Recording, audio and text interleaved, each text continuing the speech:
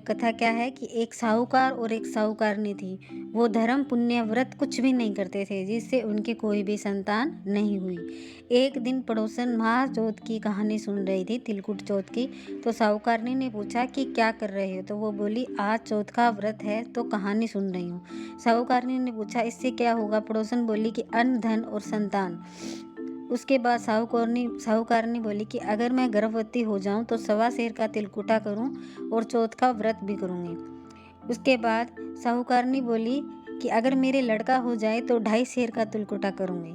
उसके बाद उसके लड़का भी हो गया। लड़का होने के बाद बोली कि हे चौथ माता, अगर मेरे बेटे का विवाह भी हो जाए तो मैं 1.25 मन का तिलकुटा करूंगी। बेटे का विवाह भी होने लगा, लोग बारात लेकर आ गए। चौथ माता ने सोचा कि जब से गर्भवती हुई है, तिलकुटा बोल रही है, अब बेटा भी हो गया, बेटे अब ब्याहन भी चली गई और एक भी तिलकुटा इसने नहीं किया। उसके बाद जब बेटे के फेरे होने लगे तो 3 फेरे ले लिए। चौथे फेरे में चौथ माता गाजती घोरती आई और उस लड़के को उठाकर पीपल पे बिठा दिया। फिर हर जगह हाहाकार मच गई कि सभी लड़के को खोजने लग गए, पर लड़का नहीं मिला। बहुत सारे दिन के बाद गनगौर आई। लड़कियां गनगौर की पूजा करने के लिए गई। जब पीपल की पूजा करने जाती तो एक लड़की को रोज वह लड़का बोलता कि हे मेरी अधब्याही। यह सुन सुनकर लड़की थकती जा रही थी। तो उसकी माँ बोली कि तुम इतनी थकती कैसे जा रहे हो? भी तुम बहुत कुछ मैं तुम्हें खिला रही हूँ। तो लड़की बोली कि माँ, मैं जब पीपल के पेड़ पे जाती हूँ तो एक लड़का मुझे आवाज़ लगाता है कि ये मेरी अधब्याही।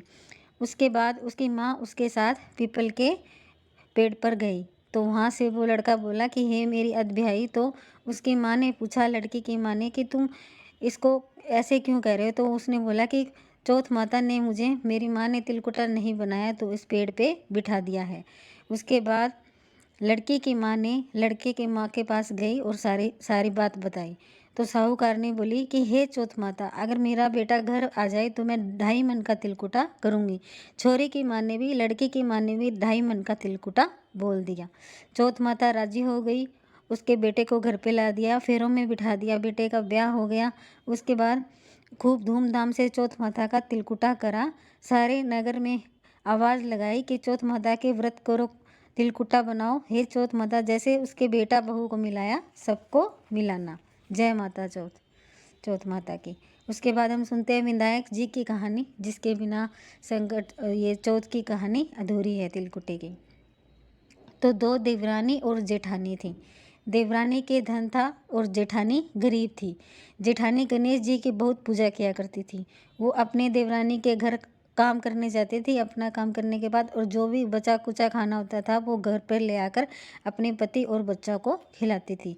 एक दिन देवरानी के बच्चों ने देख लिया और उन्होंने बताया कि माँ, ताई जी अपना जो बचा कुचा खाना है वो ले जाकर ताऊ जी को खिलाती है। देवरानी ये बात सुनकर गुस्सा हो गई और जेठानी को बोला कि हमारे घर से काम करने के बाद कुछ भी मत ले जाया करो। तो देवरानी ने वैसे ही किया। जेठानी ने वैसे ही किया। तो जेठानी जब घर पहुंची तो उसका पति उस पर गुस्सा हो गया, क्योंकि वो कुछ भी खाना नहीं लाई और उसको मारने लगा। तब गणेश जी करती सो गई। फिर गणेश जी आए और पूछा कि क्यों सो रही है?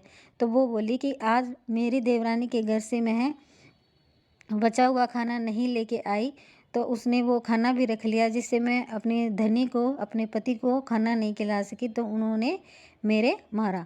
उसके बाद गणेश जी बोले कि मैं हर घर से तिलकुटा खाकर आया हूँ, तो निपटन की मन में हूँ, सो कहाँ निपटूँ? तो वो बोली, महाराज की घनी जगह पड़ी है, बहुत सारी जगह पड़ी है, जहाँ चाहे आप निमट सकते हो। गणेश जी निमट कर बोले, खाने के बाद बोले, तिलकुटे जो थे कि निमट तो लिया, अब पूछूं कहाँ? तो वो गुस्से में बोली कि मेरे सिर पर पूछ लो। गणेश जी उसके सिर पर पूछ के चले गए। जब थोड़ी देर में उसकी नींद खुली तो उसने देखा कि सारा घर हीरों से जगमगा रहा है। जब वो धन बटोरने लगी तो देवरानी के घर जाने में देर हो गई। तो देवरानी ने अपने बच्चों को भेजकर देखा कि आज ताई जी क्यों नहीं आई। जब बच्चों ने देखा तो माँ को बताया कि माँ, ताई जी के तो बहुत धन हो गया है। देवरानी भागी भागी आई और पूछा कि तेरे पास इतना धन कहाँ से आया? तो जेठानी ने सारी बात बता दी। इतनी सुन देवरानी भी घर आई और अपने पति को बोली कि मुझे आज पाटा से मारो, तुम मुझे मारो, क्योंकि जेठानी के घर वाले ने उसे मारा तो उसके बहुत धन हो गया। तो उसका पति बोला, धन की भूखी क्यों मार खा रही है? पर वो नहीं मानी। उसके बाद सारा मकान खाली कर गणेश जी का नाम लेकर सो गई देवरानी। गणेश जी आए और बोले कि मैं कहाँ निमटूं। तो वो बोली, महाराज, जेठानी का तो छोटा सा मकान था, मेरा बहुत बड़ा मकान है, जहाँ आपकी इच्छा हो वहीं निमट लो।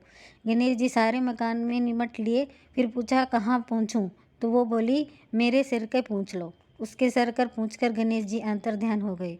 थोड़ी देर में उठकर देखा हर जगह कूड़ा।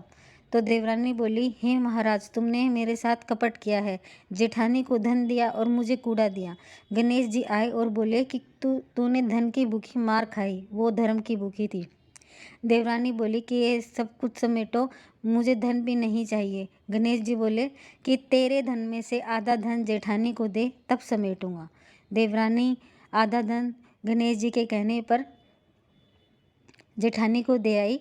तो जैसा जेठानी को दिया वैसा सबको दिए। ओम नमः गणपतये नमः। जय श्री गणेश। जय गणेश जय गणेश जय गणेश देवा, माता जानकी पार्वती पिता महादेवा। जय गणेश जय गणेश जय गणेश देवा, माता जानकी पार्वती पिता महादेवा। एक दंत दयावंत चार भुजाधारी, माथे पर तिलक साजे मूस की सवारी। जय गणेश जय गणेश जय गणेश देवा, माता जानकी पार्वती पिता महादेवा। अंधन को आँख देत कोढ़िन को काया, बांझन को पुत्र देत निर्धन को माया।